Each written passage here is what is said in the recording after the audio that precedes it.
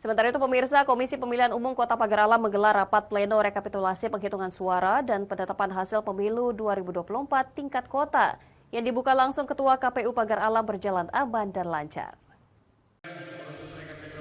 Tahapan rapat pleno rekapitulasi dan penetapan hasil pemilu 2024 di tingkat KPU Kota yang digelar di Gedung SD Model Kota Pagar Alam yang dihadiri langsung Ketua KPU Pagar Alam, Ketua Bawaslu, PJ Wali Kota Pagar Alam, Lusapta Yuda Kurtia, Kapolres Pagar Alam serta tamu undangan lainnya.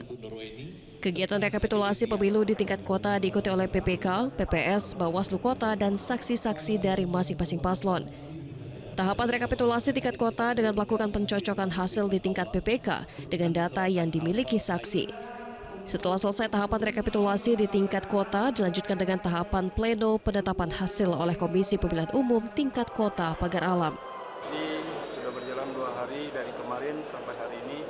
Alhamdulillah rekapitulasi penghitungan hasil suara dari kemarin sudah penetapan dan pada hari ini penetapan hasil untuk seluruh di hasil calon legislatif Kota Pagar Alam. Alhamdulillah pemilu tahun 2024 di Kota Pagar Alam sudah terlaksana dengan aman, damai, dan kondusif.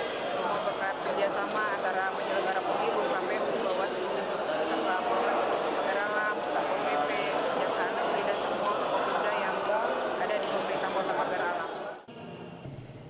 Usai dilaksanakan tahapan pleno penetapan hasil pemilu 2024 tingkat kota, tahapan akan dilanjutkan ke tingkat provinsi. Dari Pagar Alam, Yudi 5 Bind, iNews melaporkan.